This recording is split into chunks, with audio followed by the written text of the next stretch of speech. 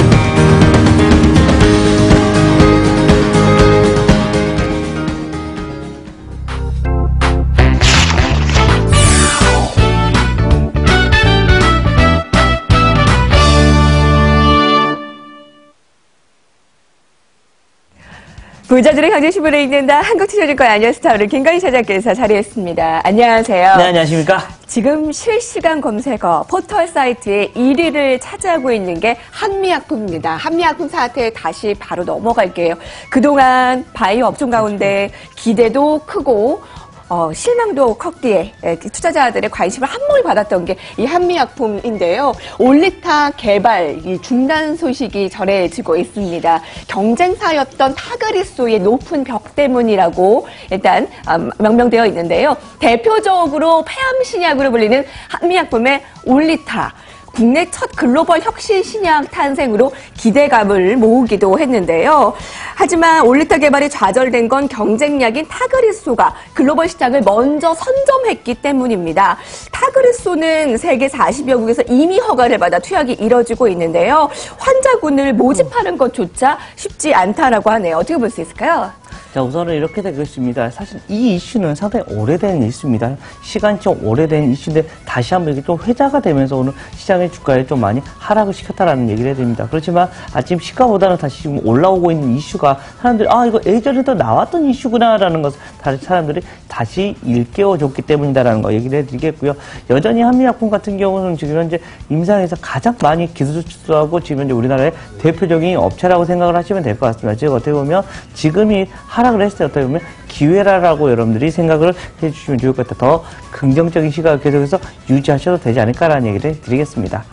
글로벌 혁신 시장으로 주목받던 폐약신약 올리타 개발 이 중단 소식에 한미약품 오늘 특징주로서 장 시작할 때는 한 6%가량 하락으로 시작했는데요. 이 시간에 2~3%가량 네, 약세를 나타내고 있습니다. 낙폭은 좀 줄여나가고 있고 네, 네. 막 10%, 20%씩 하락하는 건 아니에요. 그런 건 아닐 것 같고 이미 알고 있는 내용이요. 사실을 다시 실제로 그렇다. 실제로 어떻게 보면 한미약품이 기대해야 될 게 이제는 어떻게 보면 돈을 많이 가지고 올 수 있는 이런 임상이 많이 진행 중입니다라는 거 얘기를 해드리겠고요. 실제로 기술 수출이 많이 이루어져 있기 때문에 이제는 어떻게 보면 회수기로 지금 현재 가고 있다. 그리고 아직까지 지금 기술 수출을 새롭게 할 이런 파이프라인 같은 것도 지금 현재 보유하고 있기 때문에 네. 어떻게 보면 한미약품한테 좀 기회가 아닌가라는 얘기를 드리겠습니다. 국내 바이오 업종의 대표주 역할을 하는 게 바로 한미약품 한미약품이죠. 네, 그렇죠. 예. 그래서 기대와 실망을 한 몸에 받고 있는 것이 한미약품이 아닐까 싶은데요. 그래서 투자자들의 늘 시선을 받고 있기도 그렇죠. 하고요. 어쩔 수 없습니다. 최근에 네. 제약주들이 참 좋았습니다. 네, 그렇죠. 어제까지 무더기 신고가를 나타냈고요. 제목으로 머니투데이 한 기사에선 아시아에 부는 바이오바람이라고 명명하기도 그렇죠. 했습니다. 네. 코스피 코스닥에서 제약바이오의 신고가 속출, 중국 증시 미래 대세는 바이오다라면서 최근에 코스닥 제약지수 계속 상승 추세에 이어나가고 있고요. 코스피 200의 헬스케어 지수도 상승 추세를 이어나가고 있습니다. 자, 이번에 한미약품으로 조금 더 꺾이진 않을까? 아니면 이런 코스피 시장의 바이오, 제약주 관심 계속 유효할까요? 우선은 우리가 늙고 병들고 지친다라는 것은 누구나 다 알고 있습니다. 그런데 어떻게 합니까? 계속 오래 사는데 계속해서 우리가 아픕니다. 무병장수가 아니라 유병장수입니다. 즉 우리가 병이 있는 상태에서 길게 살아간다는 거. 이렇게 되면 제약 바이오 업종은 계속해서 여러분들이 보셔야 되는 업종이 맞다라는 거 얘기를 해드립니다. 물론 지금 현재 숫자를 봐보면 아직까지 숫자가 별로 나오지는 않습니다. 대표적인 우리가 누구나 많이 알고 있는 지금 현재 신라젠에 대한 이슈들을 보면 지금 5년 연속 거의 적자의 회사다라는 거. 올 7월에 어떻게 보면 임상 3상에 대한 이런 이슈가 나온 다음에야 어떻게 보면 새롭게 내년부터야 주가는 실적도 나오게 되면서 이 기대감이 나오는데 여전히 기대감 맞습니다. 그리고 저 같은 경우도 이제 이런 세미나 같은 걸 많이 다니는데 제약 바이오 세미나를 가면 어떤 느낌이 드냐면 나 정말로 무병장수할 수 있겠구나라는 이런 긍정적인 생각까지 하게 됩니다. 네. 실제로 이게 엄청난 기술이 계속해서 발휘가 되고 있다는 걸 얘기를 해드릴 수가 있을 것 같고요. 미래에도 계속해서 여러분들 관심을 가지셔야 되는 거는 맞다라는 거 얘기를 다시 한번 얘기해 드릴 수가 있을 것 같고요. 잠시 꺾일 수도 있습니다. 네, 물론 오늘 긴장해요. 정부 쪽에서도 계속해서 감 내야 되는 거 아니야? 우리 R&D에 대해서 지금 회사에 얘기가 많이 나오고 있기 때문에 R&D를 비용으로 처리하느냐 아니면 그냥 자산으로 처리하느냐에 대한 이런 이슈가 나오면서 감리 지정 종목들이 생길 수도 있을 겁니다. 그렇기 때문에 지금 현재 금감원 쪽에서나 그리고 외부 쪽에서 다시 나가서 실사를 하겠다라는 이런 이슈들이 많이 나와버리면서 주가가 많이 흔들리는 게 있습니다. 그렇지만 여전히 계속해서 제약 바이오는 보셔야 되는 이슈다라고 여러분들이 생각해 주시면 될 것 같습니다. 네. 희비가 크게 엇갈리고 있죠. 바이오 업종인. 오늘 네이처셀이나 그렇죠. 네. 여러 종목 상한가, 무더기 10% 이상 급등. 하지만 대형주는 오늘 좀 눌리고 있습니다. 그렇습니다. 셀트리온과 삼성바이오로직스 등등이요. 자, 두 번째 소식을 넘어가기 이전에 오늘 자산운용사의 CEO 간담회가 있는데요. 잠시 후에 그 현장을 직접 가보겠습니다. 삼성전기 하면 떠오르는 게 뭐세요? 우선 MLCC밖에 생각이 안 납니다. MLCC만 네. 생각하시면 되는 거죠. 네, 그렇죠. 쌀이라고 하잖아요. 전자 그렇죠. 산업에. 무조건, 그 MLCC가 반도체의 그 슈퍼사이클을 거의 같이. 뛰어넘는 그렇습니다. 그런 슈퍼사이클이 왔다라면서 IT 최선호주로 삼성전기가 꼽히고 있는데요.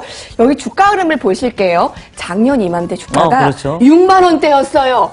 지금 2배가량이 올라 11만 원을 뛰어넘는 신고가 흐름입니다. MLCC는 필수 부품으로 전자산업의 쌀이라고 불리는데요. 많은 전기차 등은 대량의 MLCC를 필요로 한다라고 하던데요.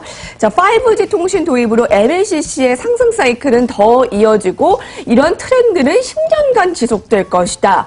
이것은 이제 실적으로 이어지겠죠? 네, 그렇죠. 삼성전기 올해 영업이익 100% 증가가 전망되고 있는데 이미 주가 많이 올랐는데 지금이라도 관심 유효한가요? 우선은 관심을 계속해서 가지셔야 된다라는 얘기를 해드리겠습니다. 물론 작년에 어떻게 보면 2배 올라옵니다. 실제적으로 올해는 7,500억 가까이를 지금 현재 애널리스트들이 얘기를 하고 있습니다라는 걸 얘기를 해드리겠고요. 그냥 물론 지금 현재 시총을 보면 8조가 넘어가기 때문에 이거 10배가 넘는데라는 이런 이슈가 됩니다. 근데 이게 연속적으로 이어지면서 성장성이 계속해서 있어버리면 여기서부터 싸게 만들어지는 겁니다. 근데 물론 이게 옆으로 그냥 휘어 가버리면 주가가 이제는 좀 고점에 좀 진구가 아니야라는 이런 고민을 해야 될 것 같다라는 얘기를 해드리겠고요. 그렇지만 좀 장기간 박스권 상단이었던 이런 11만 원대가 뚫렸다는 것은 이것은 좀 여러분들이 의미 있게 받아들여야 될 하나의 거리다라는 얘기를 해드릴 수가 있을 것 같고요. 지금 여기서부터가 중요합니다. 여기서부터 음봉이 나오면 그때는 이게 좀 천천히 봐야 되겠다라고 생각을 하셔야 되고 양봉이 계속해서 나오면 계속해서 보셔도 된다는 거죠. 5일선이 깨지기 전까지는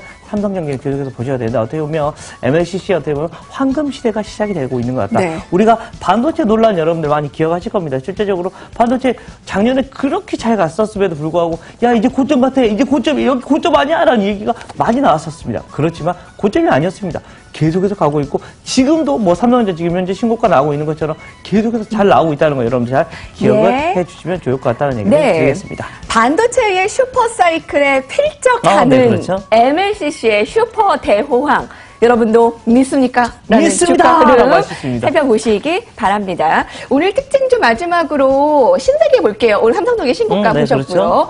이제 어엿하게 신세계가 백화점주를 뛰어넘어 면세점주로 평가를 받고 있습니다. 저평가를 받고 제값을 받을 수 있을까? 주가 흐름 이 올해 시작할 때 한 30만 원을 밑돌았는데 지금은 40만 원을 육박하면서 신고가 흐름을 나타내고 있고요. 1년 동안 주가 흐름 계속 양호한 최근의 흐름 예의주시되고 있습니다. 기관의 매수세가 집중되고 있는데요. 신세계 컨센서스 뛰어넘는 호실적이 전망되고 있습니다. 그에 따라 애널리스트 잇따라 목표가를 상향하고 있는데요. NH투자증권과 하나금융투자에서 50만 원까지, 대신증권, 신한금융투자에서 45만 원까지 다 착착 목표가를 올려놓고 네. 있습니다. 지금 40만 원 육박하니까 50만 원까지 바라보면 지금도 매수 유효하다라는 건데 이 만년 저평가라는 것이 백화점에서 평가를 잘 못 그렇죠. 받았잖아요. 네. 면세점으로서는 평가를 거의 뭐 호텔신라 이상까지 받을 있죠? 수 있을까요? 네. 가능성은 있는 것 같습니다. 실제로 지금 현재 유통주들이 흐름이 좋아지고 있는 모습이 나오고 있다. 어떻게 보면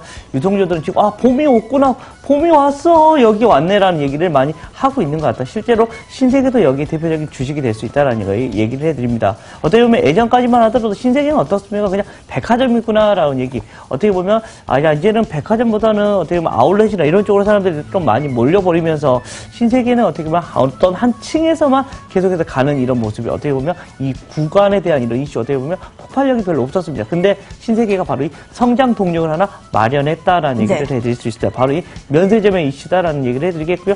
면세점 어찌됐든 중국 쪽 애들만 들어와 해주면 아마도 면세점의 이슈가 다시 한번 올라와 줄 수 있는 모습이 나올 것이다라는 얘기를 해드리겠고 이렇게 되면 신세계는 성장 동력까지 발휘를 해줄 수 있지 않을까라는 얘기를 드리겠습니다. 50만 원까지 바라보고 있습니다. 자, 면세점주로 변경, 특히 PER 20배 미만으로 좀 저평가라고 그렇죠. 하는데 자, 호텔신라를 뛰어넘는 또 다시 이 면세점주로서의 허가받을 수 있을지 여러분들 예의주시하세요. 오늘 여기까지 볼까요? 네, 알겠습니다. 기자들의 경제신문에 함께했습니다.